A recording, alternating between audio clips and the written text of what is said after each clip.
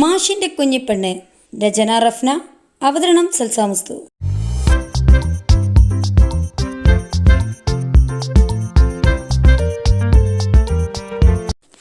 ദിവസങ്ങൾ കടന്നുപോയി. പതിവ് പോലെ അന്നും ക്ലാസ് കഴിഞ്ഞ് ലച്ചും ജുബിയും ഇനവും പൊടിയും ഒരുമിച്ചാണ് ഇറങ്ങിയത്.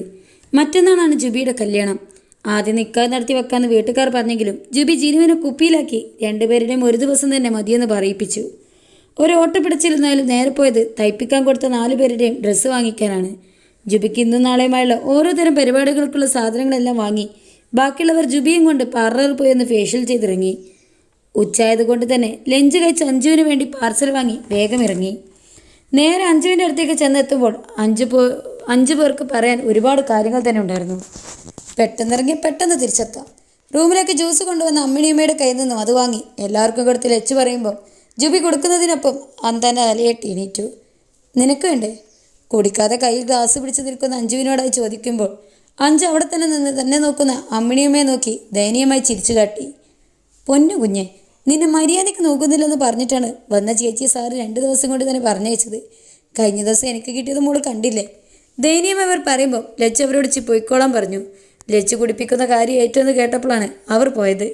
അഞ്ജുവിനപ്പം 3 മാസമായിരിക്കുന്നു. തുടക്കത്തിൽ ഛർദിയില്ലെന്ന് പറഞ്ഞിട്ട് ആശ്വസിച്ച് നടന്ന അഞ്ജുവിന് കഴിഞ്ഞ ഒരാഴ്ചയായിട്ട് ഇല്ലാത്ത അസുഖങ്ങളൊന്നുമില്ല. ഛർദി കൊണ്ട് ഒന്നും കഴിക്കാതെ നിൽക്കുന്നത് കണ്ടപ്പോൾ ആ ഒരാഴ്ച അരുൺ അഞ്ജുവിൻ്റെ കൂടെ തന്നെ ഉണ്ടായിരുന്നു.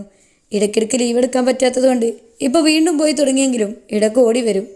സ്വന്തം കുഞ്ഞിനൊരച്ഛൻ നോക്കുന്നത് പോലെയാണ് അരുൺ അഞ്ജുവിനെ നോക്കുന്നത്. ഇപ്പം റെസ്റ്റ് എന്ന് പറഞ്ഞിട്ട് ഒരു അടി നടക്കാൻ സമ്മതിക്കാതെ വന്നപ്പോൾ അഞ്ജുവിനെ കിടന്നു മടുത്തു തുടങ്ങി. ഇനിയുള്ള ആശ്വാസം ജുബിയുടെ കല്യാണമായല്ലോ, അതിനടിച്ചു പൊളിക്കാലോ എന്നാണ്. ഇത് കുടിച്ചെഞ്ചു. ഇതെന്താ ജ്യൂസിൻ്റെ ഒരു കളർ മാറ്റം?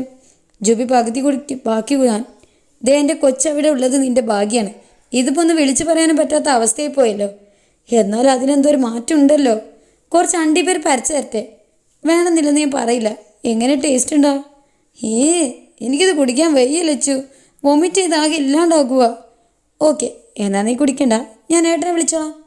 വേണ്ട, ഇങ്ങത്താ, ഞാൻ കുടിക്കാം. കുഞ്ഞിന് വേണ്ടിയല്ലേ അഞ്ജുവേ? ഇപ്പം തന്നെ ശ്രദ്ധിക്കണം, ഇങ്ങനെ മടി പിടിക്കാതെ. ഞാനങ്ങനെ ആയി നോക്കണമായിരുന്നു, മുടിപ്പിച്ചേനെ. ആദ്യം തന്നെ ഒരു ലിസ്റ്റ് ഉണ്ടാക്കണം. എന്ത് ലിസ്റ്റ്? കല്യാണത്തിന് വാങ്ങിക്കേണ്ടതാണോ? അല്ല പിന്നെ. അത് പിന്നെ അഞ്ജുവിന് പച്ചമാങ്ങ മസാല ദോശ ഒന്നും വേണ്ടായിരുന്നല്ലോ. അവളെപ്പോലെ അല്ലല്ലോ ഞാൻ. അപ്പം അന്ന് എന്തൊക്കെ വാങ്ങിപ്പിക്കാം? 4ൻ്റെ ഒരുമിച്ചുള്ള ആട്ടലിൽ കട്ടിലിരുന്ന് ജുബി പുതപ്പിട്ട് മൂടി ഗുഡ് നൈറ്റ് പറഞ്ഞിട്ട് തിരിഞ്ഞു കിടന്നതും ഇത് കണ്ട് ബാക്കിയൊക്കെ കൂടെ തല കൊടുത്ത് ചിരിച്ചു പോയി. ഇത് എന്തിൻ്റെ കുഞ്ഞാണോ എന്ന പോലെ അവർ സംസാരിക്കുമ്പോൾ ജുബിയുടെ വാപ്പത്തി ചിരിച്ച് കഴിപ്പിച്ച് പിടിക്കുകയായിരുന്നു. രാത്രി 7 മണിക്ക് തുടങ്ങിയ ഹെൽത്തി ഫംഗ്ഷൻ അവസാനിച്ചപ്പോൾ 11 മണിയോളായിട്ടുണ്ട്. നടത്താൻ ഒരുപാടുള്ളത് കൊണ്ട് തന്നെ അധികം പരിപാടികളും ഇന്നും നാളെയും കൊണ്ട് തീർക്കണമെന്ന് പ്ലാൻ ഇട്ടിരിക്കുകയാണ്. കാറിൽ വന്ന് ഇറങ്ങുമ്പോൾ മുന്നിൽ നീട്ടിപ്പിടിച്ച് കയ്യിലേക്ക് അഞ്ചോളെ കൈ ചേർത്ത് വെച്ചു. കോളേജിൽ നിന്ന് ഇറങ്ങിയപ്പോൾ തന്നെ അരുണേട്ടൻ വിളിച്ചിരുന്നു ഒരുങ്ങി നിൽക്കാൻ പറഞ്ഞിട്ട്. സാവധാനം തിരക്കില്ലാത്ത വഴിയിലൂടെ അങ്ങോട്ട് പോകാൻ വേണ്ടിയാണ് നേരത്തെ ഇറങ്ങിയത്. അവിടെ നിന്ന് ഓരോ കാര്യങ്ങൾ ചെയ്യുമ്പോഴും താൻ കണ്ടിരുന്നു കൽവട്ടത്തിൽ തന്നെ നോക്കി നിൽക്കുന്ന അരുണേട്ടനെ. ദിനംപ്രതി മനുഷ്യനോടുള്ള പ്രണയം കൂടുന്നു എന്നല്ലാതെ ഒരല്പം പോലും കുറയുന്നില്ല. അങ്ങനെ ഉണ്ടാവാൻ പോകുന്നുമില്ല. ഇപ്പം തന്നെ എല്ലാവരും ഇറങ്ങുന്നതിന് മുന്നേ ഫ്രണ്ട്സിനെ കിട്ടിയിട്ട് തന്നെയും കൂട്ടി ഇറങ്ങിയതാ. ഉറക്കം കൃത്യമായി കിട്ടില്ല എന്ന് പറഞ്ഞിട്ടാണ്. ജുബി ബാക്കിയുള്ളവരും തന്നോട് അരുണേട്ടനെ പറഞ്ഞ് മനസ്സിലാക്കിപ്പിക്കാൻ പറഞ്ഞെങ്കിലും എന്തോ ആ സ്നേഹത്തിന് മുന്നിൽ എതിർത്ത് പറയാൻ തനിക്ക് കഴിയുമായിരുന്നില്ല. ലച്ചു വന്നിട്ടില്ല. മമ്മയും പപ്പയും ഇന്ന് നൈറ്റ് എന്തൊക്കെയുള്ളൂ. തന്നെയും കൊണ്ട് റൂമിലേക്ക് പോകുന്ന അരുണേട്ടൻ പറയാൻ ഒരുപാടുണ്ടായിരുന്നു. റൂമിലേക്ക് കയറിയതും അരുണേട്ടൻ വാതിലടച്ച് തന്നെ ബെഡിൽ കൊണ്ടിരുത്തി. ഇപ്പോൾ പഴയ റൂമിലാണ്, മേലേക്ക് കയറരുതെന്ന് പറഞ്ഞിട്ടുണ്ട്. എല്ലാം ഓരോന്നായി അറിഞ്ഞും പഠിച്ചും എൻ്റെ മേലെ പ്രയോഗിക്കലാണ് പണി. ഞാൻ പിന്നെ ഒന്നിനും എതിർക്കാൻ പോകാറില്ല. ഏതൊരാൾക്കുണ്ടാകും തൻ്റെ കുഞ്ഞിനെക്കുറിച്ച് ഓർത്ത് ആവലാതി. ഇനി അങ്ങനെ ഒന്നും വേണ്ടെന്നുള്ളത് കൊണ്ട് അരുണേട്ടൻ പറയുന്നതൊക്കെ അനുസരിക്കാനാണ് പതിവ്. അഞ്ചേ, ഒത്തിരി ക്ഷണിച്ചോ? മേൽക്കൈക്ക് ബെഡിലേക്ക് ഇടുന്നപ്പോഴാണ് അരുണേട്ടൻ ഫ്രഷായി ഇറങ്ങി വന്നത്. വന്നയുടനെ തന്നോട് ചോദിച്ചത് കേട്ട് ഇല്ലെന്ന് തലയാട്ടി അമ്മ ആ നെഞ്ചിലേക്ക് ചേർത്ത് കിടന്നു. അരുണേട്ടൻ ഇങ്ങനെ ഏത് സമയവും നീയലായി എൻ്റെ അടുപ്പം ഒളിഞ്ഞോട്ടുകാലം എനിക്ക് ക്ഷീണമൊന്നും തോന്നില്ല. പറയുമ്പോൾ തന്നെ അഞ്ച് അരുണിൻ്റെ നെഞ്ചിൽ ചൂടുകൾ അമർത്തി. അരുൺ ചിരിയോടെ അഞ്ജുവിൻ്റെ ദിശയിലൂടെ വിരലോടിക്കുമ്പോൾ കൂടി 1000 ചുംബനം കൊണ്ട് ഒരു പെണ്ണിനും തുടക്കമായിരുന്നു. മെഹന്തിയിലും പ്രോഗ്രസ് എല്ലാം തകർത്ത് കഴിഞ്ഞിരുന്നു. ജുബിയും ബാക്കിയുള്ളവരും എല്ലാവരും അത്രമേൽ സന്തോഷത്തിൽ.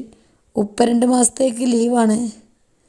അത് ലീവ് വന്നത് കൊണ്ട് തന്നെ എല്ലാത്തിനും ജുബിക്ക് അല്പം വിലക്കുണ്ടായിരുന്നു. എന്നാലും അധികം ആർഭാടമൊന്നും ഇപ്പോൾ ഇല്ല ആ സമയത്ത്. ഈ കഴിഞ്ഞ ദിവസങ്ങളിലൊന്നും ജുബി റാഷിയെ ജുബിയെയും കണ്ടിട്ടില്ല. കല്യാണത്തലേന്ന് രാത്രി പുതുപ്പെണ്ണ് ജുബിക്ക് ഡ്രൈവ് കൊടുക്കാൻ വരുന്നുണ്ട് എന്ന് വിളിച്ചു പറഞ്ഞപ്പം ദിയയുടെ വരണ്ടെന്ന് ജീനു വിളിച്ചു പറഞ്ഞു. നാളെ വന്ന് കയറി വീടല്ലേ, ഇന്ന് മറ്റേതെങ്കിലും വന്നിട്ട് രാവിലെ 10 മണിക്കാണ് നിക്കാഹ്. 2 പേർക്ക് ഒരുപോലെ ദൂരമുള്ള ഒരു ഓഡിറ്റോറിയത്തിൽ വെച്ചാണ്. ജുബിക്ക് ദിയക്കും ഓഫ് ലൈറ്റും അഹങ്കാണ് നിക്കാഹിനെടുത്തത്. ശേഷം അവർ തിരിച്ചു പോയിട്ട് 3 മണിയോളം ആകുമ്പോൾ വീണ്ടും വരുന്നു, മറ്റൊരു ലഹങ്ക അണിയിപ്പിക്കുന്നു, കൂടെ കൂട്ടുന്നു. പിന്നെ രാത്രി ഒരു ഫംഗ്ഷൻ. ഇത്രയാണ് പ്ലാൻ ചെയ്തിട്ടുള്ളത്. രാത്രി കിടക്കാൻ റൂമിൽ ചെന്നപ്പം ബെഡ് നിറഞ്ഞു നിൽക്കുന്നത് കണ്ട ജുബി അവിടെ ഫോണും വിളിച്ച് കിടക്കുന്ന ലച്ചുവിനെ നോക്കി കണ്ണു തട്ടി. ആരാ മോളെ? മുട്ടുകുത്തി അവരെ ഇടയിലേക്ക് കയറി ജുബി ചോദിക്കുമ്പം ലച്ചു ഫോൺ പൊത്തിപ്പിടിച്ചുകൊണ്ട് നിന്റെ മറ്റവൻ പോയി കിടന്നുറങ്ങുമെന്ന് പറഞ്ഞപ്പോഴാണ് ജുബി അത് ഓർത്തത് തന്നെ. പടച്ചോനെ, അങ്ങനെ ഒരു ഉണ്ടായിരുന്നില്ലല്ലേ. ഉള്ള സകല പരിപാടിയും കഴിഞ്ഞിട്ടൊന്നും വിളിച്ചു നോക്കിയിട്ടില്ല. തിരിച്ചു വിളിച്ചാൽ അതുമില്ല. പറഞ്ഞിട്ട് കാര്യമില്ല. രണ്ടിടത്തെ കാര്യം അല്പം കഷ്ടമാണ്. ഇപ്പം ഇങ്ങോട്ട് വരുമ്പോൾ പോലും കണ്ടതാണ് നാളത്തെ കാര്യം ആരോട് സംസാരിക്കുന്ന ജിനുക്കാനെ. എന്നെപ്പോലെ നാളെ കല്യാണം ആളായിട്ട് പോലും കാക്കൊന്ന് വെറുതെ ഇരിക്കുന്നത് ഞാൻ കണ്ടിട്ടില്ല. അതുപോലെ തന്നെ ആവില്ലേ റാഷിയുടെയും ദിയയുടെയും കാര്യം.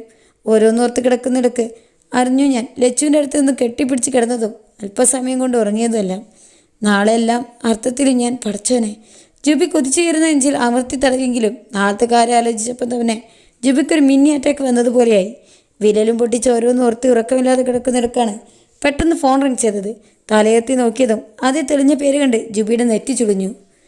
റോഷൻ, ഇവനെന്താ ഇപ്പോൾ, അതും ഈ സമയത്ത്? ജുബി അടുത്ത് കിടക്കുന്നതൊക്കെ ഒന്ന് നോക്കി. എല്ലാവരും നല്ല ഉറക്കത്തിലാണെന്നതിനെ കാണാൻ ജുബി ഫോണെടുത്ത് ചെവിയോട് ചേർക്കെ. അപ്പുറത്ത് നിന്ന് റോഷൻ പറഞ്ഞ കാര്യങ്ങൾ കേട്ട് ജുബിയുടെ കണ്ണ് നിറഞ്ഞു പോയി. നെഞ്ചിൽ കൈ ചോർത്ത് പിടിച്ച് ജുബി ഫോണും കൊണ്ട് അവിടുന്ന് മാറി നിൽക്കുമ്പോൾ അപ്പുറത്ത് റോഷൻ തുടരുന്നുണ്ടായിരുന്നു. എന്താണ് റോഷൻ പറഞ്ഞതെന്നറിയാൻ ചാനൽ സബ്സ്ക്രൈബ് ചെയ്ത് തൊട്ടപ്പുറത്തുള്ള ബെലൈക്കണും കൂടെ പ്രസ് ചെയ്ത് കാത്തുക. Till then, it's Miss Lata Mr. signing out. Thank you for watching. Bye bye.